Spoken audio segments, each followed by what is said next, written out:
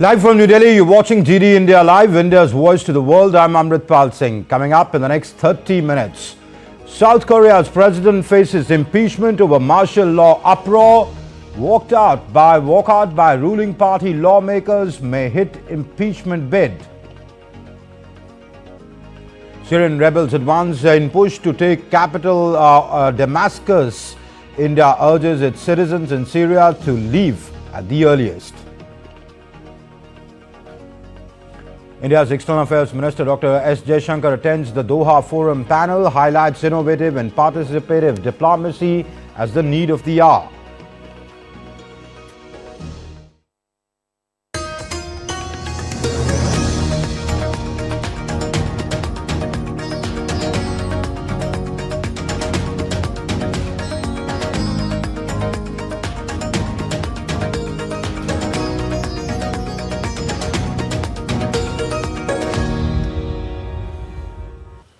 South Korea's parliament is voting on a motion to impeach President Yoon Suk Yeol over his attempt to impose martial law earlier this week. Yoon is facing widespread calls for resignation after the short-lived martial law decree sent shockwaves through the South Korean politics. The incident, which occurred on Tuesday night, took everyone by surprise. Yoon's declaration of martial law was met with immediate backlash, with lawmakers racing to the National Assembly in Seoul to vote against the measure. The law was, however, revoked hours after widespread criticism. Meanwhile, pro-Yoon protests were also reported in Seoul on Saturday. Supporters of Yoon Suk Yeol took to the streets of Seoul earlier today in a strong show of support for the South Korean president. Thousands of demonstrators gathered at the Gwanghwa Moon Square, singing, dancing, waving signs and Korean and US national flags. And the South Korean president apologized to the nation for declaring martial law, which caused a massive public stir. In a televised address on Saturday, Yoon said that he would not seek to avoid legal and political responsibility for his decision, adding that it was made out of desperation. He also promised that there will be no second martial law declaration. Meanwhile, the leader of the ruling party, Han Dong-hoon, believes that the President Yoon's early resignation is unavoidable. I'm very sorry and would like to sincerely apologize to the people who were shocked. Regarding the declaration of martial law, I will not avoid any legal or political responsibility. And in a press briefing, South Korea's main opposition leader Lee Jae-myung said that he will work hard to end President Yoon Suk Yeol's term early, despite Yoon's apology to the nation. The greatest risk facing South Korea right now is the very existence of the president. The only solution are the president's immediate resignation or an early exit through impeachment. I will do my utmost to ensure the president's resignation or impeachment. And South Korea's opposition-led parliament on Saturday rejected a bill proposing a special investigation into First Lady Kim Kyun-hee. Out of all 300 lawmakers present, the bill was rejected with 198 in favor and 102 against in a secret ballot held during the plenary session at 5 p.m. on Saturday. Kim has been embroiled in a myriad of allegations, including accepting gifts from a pastor and manipulating stocks in Dodge Motors, a BMW dealer in South Korea. And Syrian rebels claimed that they seized control of the southern city of Darra, the birthplace of a 2011 uprising against President Bashar al-Assad, and the fourth city his forces have lost in a week. The rebels are now battling Syrian President Bashar al-Assad's forces from two directions, the north and the south, in attempt to close in on Damascus. Rebels on motorcycles stormed into the streets of Dara on Saturday, the birthplace of the 2011 uprising against Syrian President Bashar al-Assad's regime. Social media videos captured scenes of local fighters celebrating their takeover of the symbolic city, marking another blow to Assad's crumbling control. The rebel momentum has pushed them to the outskirts of Homs, a strategic city linking the capital to Assad's coastal power base. Dara's fall is the latest in a string of high profile defeats for Assad's forces. In less than a week, rebels have seized Aleppo, Hama, and now Dara, inching closer to Damascus. The shock waves from this offensive are reverberating across Syria. In Swida province, officials abandoned critical government buildings while local fighters seized control of key checkpoints, further dismantling Assad's authority in the south. Meanwhile, Iran has reaffirmed its unwavering support for Assad's regime. Iranian foreign minister met with his Iraqi and Syrian counterparts in Baghdad as Tehran doubled down on its alliance. The threats of terrorism in Syria will not be limited to Syria, and it is a threat to all neighbors and the entire region. If Syria becomes the shelter for terrorists, with the return of ISIS and other terrorist groups, it will create a great threat to the region, and this threat will definitely not be limited to Syria and will accelerate into Syria's neighboring countries such as Iraq, Jordan, and Turkey. The US is also keeping a close eye on developments. Secretary of State Antony Blinken spoke with his Turkish counterpart to discuss developments on Saturday. In view of the deteriorating security situation in Syria, India issued an advisory to citizens to avoid all travel to Syria until further notice. The US and Russia have also asked their citizens to leave the country immediately. At least 370,000 people, mostly women and children, have now been displaced in Syria due to the latest escalation in fighting, according to the UN Office for Coordination of Humanitarian Affairs. The ongoing fighting in Syria is expected to displace around 1.5 million people, says the UN World Food Programme. This is a breaking point for a food crisis in the country where 12.9 million people are already considered food insecure. Bureau Report, DD India. Speaking alongside Qatar's Prime Minister and Norway's Foreign Minister at the Conflict Mediation in a New Era panel discussion in Doha, India's External Affairs Minister Dr. S. Jaishankar highlighted India's substantial stakes in the regional stability. He revealed India's ongoing diplomatic engagement with both President Putin and President Zelensky regarding the Ukraine conflict, while emphasizing that this war will not be resolved on the battlefield. We have always held to the view that this war is not going to be solved on the battlefield. That at the end of the day, people are going to return to some kind of negotiating table, the sooner the better. And our effort has been to facilitate that to the extent possible. We're not attempting a peace plan. We're not doing a mediation in that sense. We are doing multiple conversations and very transparent about telling each party, saying, look, at the end of the conversation, this is what we're going to tell the other party. We think that's, at this point of time, the most useful. Dr. Jaishankar also made the case for an innovative and participative diplomacy. I mean, we are trying to do something in Ukraine. We see Myanmar as almost a kind of a forgotten conflict, where there's an approach like, let's not invite them and the problem will solve itself. So I think there is a greater case for more vigorous diplomacy, for more innovative diplomacy, for a more participative diplomacy, and I think more countries need to have the boldness to bite that bullet. And Dr. Jaishankar made it clear that the US is India's largest trading partner and India has no interest in weakening the dollar. Where the BRICS remark was concerned, I think, I'm not exactly sure what was the trigger for it. But we've always said that, look, India has never been for de-dollarization. Right now, there is no proposal to have a BRICS currency. BRICS do discuss financial transactions, but certainly where India, BRICS doesn't, each country doesn't have an identical position on this. But where India is concerned, certainly, I mean, look, the United States is our largest trade partner. And we have no interest in weakening the dollar at all. In the latest from the conflict between Russia and Ukraine, Moscow claimed that its forces have taken Bersky, a small village close to the embattled town of Kurakhove in Ukraine's eastern Donetsk region. Russia's defense ministry confirmed the news on Saturday.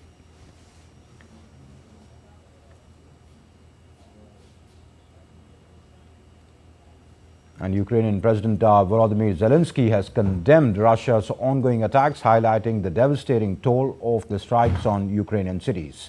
In a post on social media platform X, Zelensky wrote that Russia's words mean nothing, but their bombs and missiles speak volumes. Zelensky's statements came after Russian attacks on Ukraine's southeast killed 12 people and injured more than 40. And Ukrainian President Volodymyr Zelensky officially handed over the first batch of the Peklo, which are domestically developed and built long-range cruise missiles to the country's armed forces. The president announced the development from his official X handle, saying that the missile, which puts Moscow within range, is now being geared up for full-scale production and operational use. Meanwhile, Russian President Vladimir Putin and Belarusian President Alexander Lukashenko have signed an agreement on mutual security guarantees between Moscow and Minsk. At a joint press conference following the Supreme State Council, Putin expressed concern about the situation in Europe, in particular in Ukraine, saying that Western countries are deliberately escalating tensions. The Russian president also discussed the possibility of deploying weapons such as the Orshnik medium-range ballistic missile in Belarus, saying that he believes this will become possible in the second half of 2025.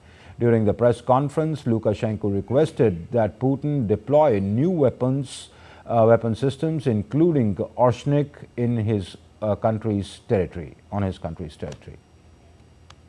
And NATO troops took part in a two-week-long international military exercise dubbed Lightning in northeastern Estonia, not far from the Russian border. The exercise involves forces from multiple NATO member countries aimed at enhancing interoperability, improving defensive capabilities, and demonstrating NATO's readiness to respond to potential security challenges in the region. The training is part of NATO's broader efforts to bolster its defense posture in Eastern Europe, particularly in light of growing tensions with Russia. A U.S. appeals court on Friday rejected TikTok's attempt to question the constitutionality of a law requiring TikTok to separate from its Chinese owners or face a U.S. ban. The law signed by President Joe Biden in April would block TikTok from U.S. app stores and web hosting services unless ByteDance, its Chinese parent company, sells the platform by January 19th. After losing an appeal in the federal court, TikTok on Friday said it would go to the U.S. Supreme Court under the rights to free speech to fight the ban. The U.S. government alleges TikTok allows Beijing to collect data and spy on users. China and the company denied these claims. Let's take a quick overview of the actions taken by various countries against TikTok. India was one of the first countries to ban TikTok in June of 2020. The government cited national security and privacy concerns, accusing the app of potentially sharing data with the Chinese government. In October 2023, Indonesia banned TikTok's shop feature, citing violations of local e-commerce regulations. Iran and Pakistan have intermittently blocked TikTok. Jordan banned TikTok following civil unrest in December of 2022. Nepal issued a ban in November of 2023. Somalia has also blocked TikTok. Taliban banned TikTok in April of 2022. Armenia temporarily blocked TikTok. Although TikTok is still accessible in Russia, users are mainly shown content generated within the country. Several European nations, including Austria and Denmark, as well as institutions within the EU, have restricted TikTok on government-issued devices. Canada has recently issued a directive to close TikTok's offices in Toronto and Vancouver, citing increasing concern over data privacy. TikTok has been banned on government devices in Australia since April last year. Across these regions, governments share common concerns around data privacy, national security, and the platform's influence on social behavior. In Ghana, polling is underway for presidential and parliamentary elections amid hopes for an economic revival. After the worst financial crisis in a generation which led to a major debt default in the West African nation, President Nana Akufo-Addo is stepping down after completing his 2 terms as allowed by the Constitution. Meanwhile, Vice President Mahamudu Bawumia is an opposition leader. Former President John Mahama are the front-runners in this election. Approximately 18.7 million out of Ghana's 34 million population are registered to vote. Hundreds of pro-EU clashes, protesters and the police clashed in Tbilisi on early Saturday morning after a standoff near the Georgian parliament. The police officials were seen using water cannons and tear gas to curb the violent situations as the protesters used fireworks, bottles and stones against the police. The protests near the parliament have been lasting for over a week, often resulting in riot police dispersing the rallies. Tens of thousands of demonstrators have clashed with the riot police in Georgia over the week in protest against the governing Georgian Dream Party's decision to suspend talks aimed at joining the European Union until 2028.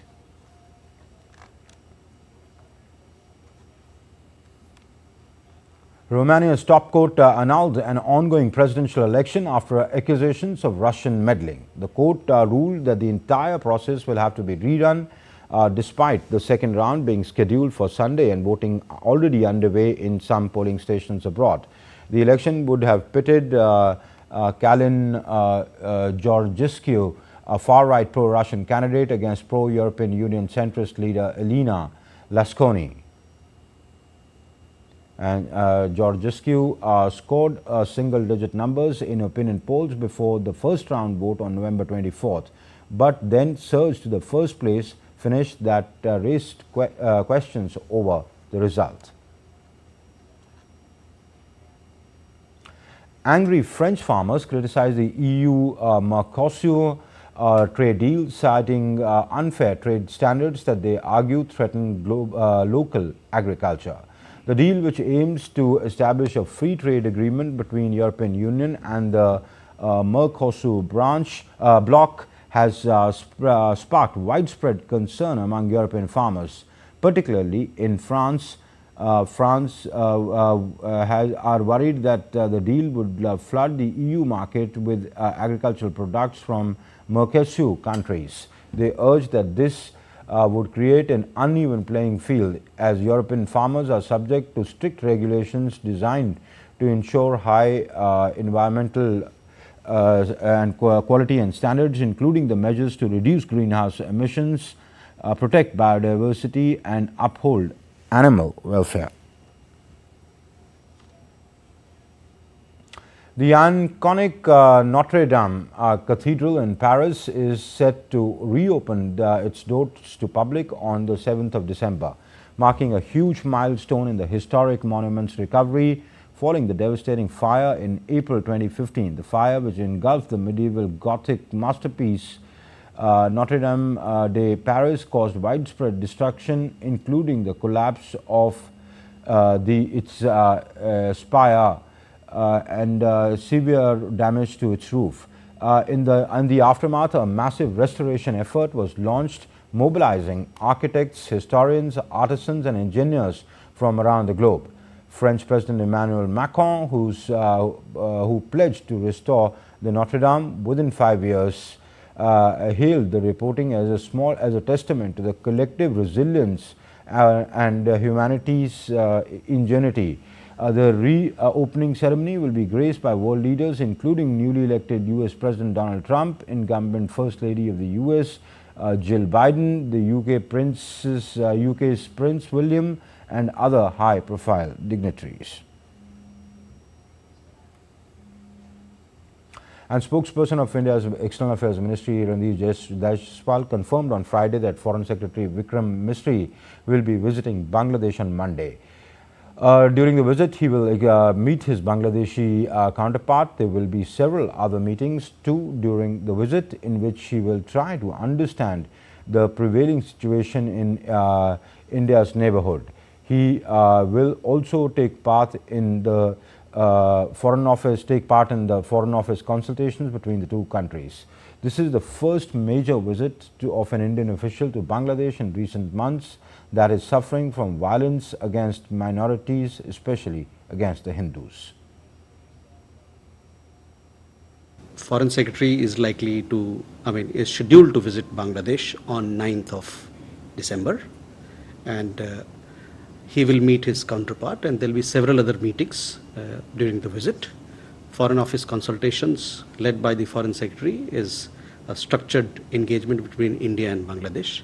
We look forward to this meeting. We want to reiterate our position again that they have legal rights, and we hope that these legal rights will be respected and that the trial will be fair, transparent. The High Commission of India and Bangladesh organized a musical evening on Friday at the Indian Cultural Center in Dhaka to mark the 53rd anniversary of Maitri Divas. On the 6th of December, India recognized Bangladesh as an independent sovereign nation in 1971, 10 days before Bangladesh achieved its liberation. The event included a lively cultural program. Many young and eminent artists offered soulful performances in traditional, folk and contemporary music.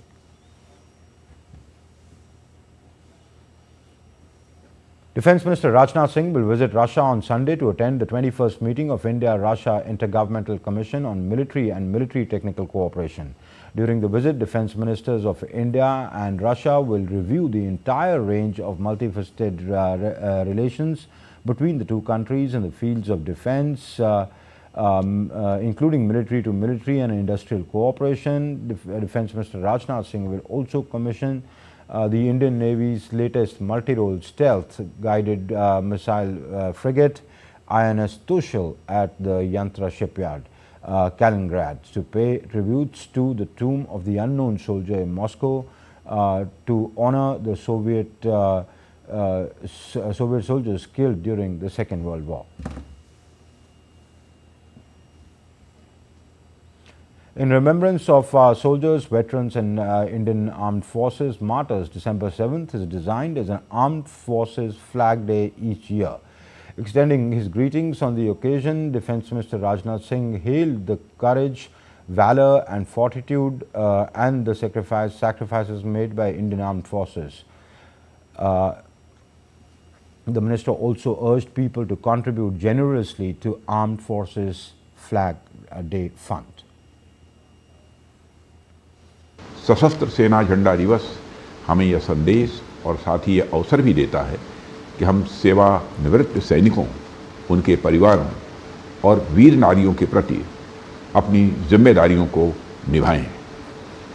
आप सभी अवगत होंगे कि हमारे जो सेवानिवृत्त सैनिक हैं अथवा उनका जो परिवार है, उनके बच्चे हैं, उनके कल्याण के लिए सरकार अपने स्तर पर हर वह कदम उठा रही है जो कदम उठाने चाहिए।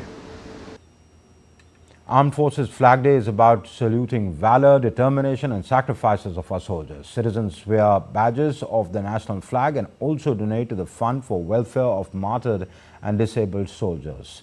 Our correspondent Nandita Daga reports. 7th of December is observed as the Armed Forces Flag Day since 1949 throughout India to honor the martyrs and the men in uniform who valiantly fought and continue to fight on our borders to safeguard the country's honor. Soldiers are one of the greatest assets of any country. They are the guardians of the nation and protect the citizens at all costs. The Armed Forces Flag Day brings to forefront our commitment of looking after our war-disabled soldiers, Veer Naris and the families of martyrs who have sacrificed their lives for the country. Fundraising for the well-being of armed forces personnel and their families is another aspect of the Armed Forces Flag Day. The Defence Ministry created the Armed Forces Flag Day Fund in 1949. Contributions can be made to the Armed Forces Flag Day Fund by cheque, demand draft, NEFT, RTGS drawn in various bank accounts. For contribution to the Armed Forces Flag Day Fund, you may please log in to affdf.gov.in. On this day, symbolic flags are flown to raise awareness of the sacrifices made by our military and to promote donations.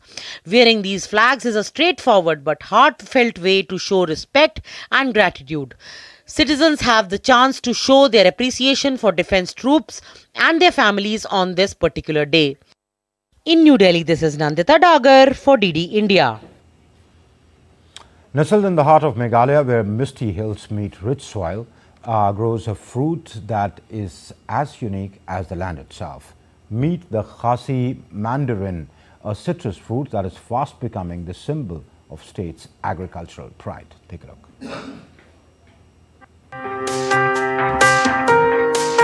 The Khasi mandarins, or Sinteng as they are locally known, are not just another variety of orange. They are a testament to the age-old agricultural practices of the indigenous Khasi people, known for their bright, tangy flavor and thin skin. These mandarins have been cultivated in the region for generations. Unlike the commercially mass-produced oranges, Khasi mandarins are prized for their unique taste. The fruit is juicy, aromatic, and incredibly sweet, without the usual tartness that other varieties can carry. It's no wonder that they've become a favorite among both locals and visitors alike. With their rise in popularity, local farmers are finding new markets and opportunities to showcase their harvest both within India and globally. Recently, Jirang Organic Agro Farmer Producer Company in Riboi district of Meghalaya reached a significant milestone with the launch of this season's first export consignment of GI-tagged Khasi mandarin to Lulu Mall in Dubai. The 1 megaton consignment was transported via Air India cargo from Guwahati to Dubai, representing the first ever direct export shipment from the region using this route. The Meghalaya government also holds Zest Festival to promote these Khasi mandarins in Bangalore. The geographical indication tag that was awarded this year has greatly facilitated their ability to export products to distant locations. Last year, the society successfully exported 20 metric tons of produce to Dubai. I would like to give the credit of our success to both central and state governments, as their support helped us a lot. The Jirang Organic Agro Farmer Producer Company has had a positive impact on the region, especially the women, and has created significant employment opportunities. Farmers expressed their satisfaction with the employment generated by the society, noting it has improved their livelihood. They urged other youth and community members to seize these opportunities, work hard, and not shy away from contributing to the region's growth. The Khasi mandarin is more than just a fruit. It's a symbol of Meghalaya's rich agricultural heritage and a reflection of the state's natural beauty. From the hilltops of the Khasi Hills to markets across India, the story of Khasi mandarin continues to unfold, one sweet, juicy bite at a time. Also, this success story serves as an inspiring example of how community-driven initiatives can foster economic growth, enhance livelihoods, and contribute to sustainable development in the region. Bureau Report, DD India. India's President Draupadi Murmu on Saturday laid the foundation for 3 new railway lines in Odisha worth 6,294 crore rupees connecting Kendujhar and Mayurbhanj districts. The new railway lines are Bangri Posi to Goru Mahisani and Badam Pahad to Kendujhargarh and Budamara to Chakulia. The new rail lines are expected to greatly enhance connectivity, stimulate economic growth and improve the living standard in the region. President Murmu also laid the foundation stone for a tribal research and development center at the development Danbos airstrip at Rairangpur. Moreover, she also laid the foundation stone for a 100-bed hospital at the sub-divisional hospital Rairangpur.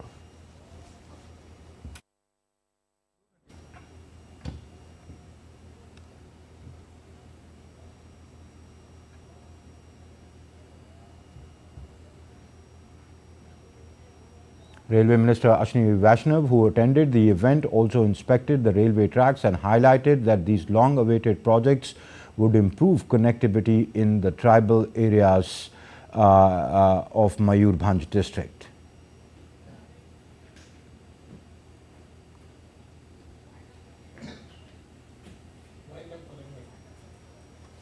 मुझे तो command दे दें.